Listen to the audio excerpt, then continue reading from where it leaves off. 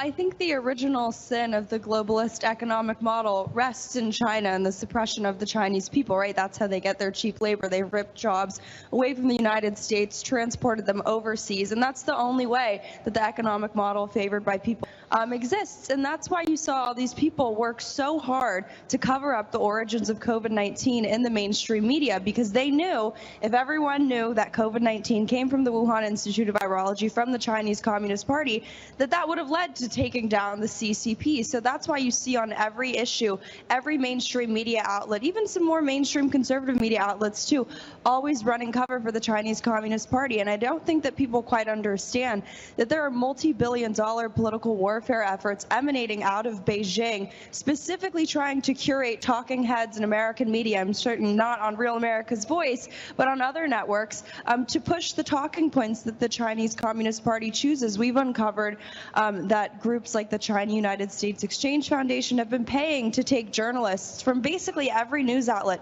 CNN, the New York Times, the Wall Street Journal, NBC, MSNBC, I could list until the block ends, but to take them on trips to China overseas, and upon return, if you read the contracts, they're compelled to provide, quote, favorable coverage of the Chinese Communist Party. And this is just a drop in the very, very large ocean in terms of the tactics that China uses to really advance their own talking points. I always joke that, you know, even though the Chinese Communist Party and their state-run outlets are distributed and disseminated in the halls of Congress, papers like China Daily, it's superfluous. They don't need to do that because the editorial stance of so many mainstream papers are already, like so many things in America, being made in China. How deep and how broad is the infiltration in the money of the Chinese Communist Party in American society and culture?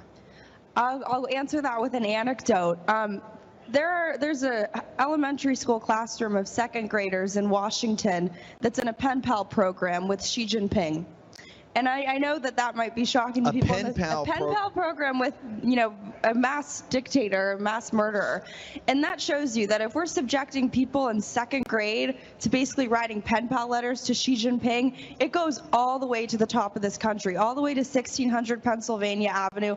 So when we try to understand why our intelligence agencies are acting like the Chinese Communist Party, treating us like dissidents, really weaponizing information, engaging in full-blown information warfare against the American people, it's because they have officially merged with the Chinese Communist Party. They use their tactics, whether it's intelligence warfare, economic warfare, not kinetic warfare yet, but you see political persecution. You see all the tactics the Chinese Communist Party uses against their own people, and that's why it's so critical to take down the CCP, because I think a lot of the issues that we see going on here in the United States emanates from our ruling class attempting to really model what the Chinese Communist Party does.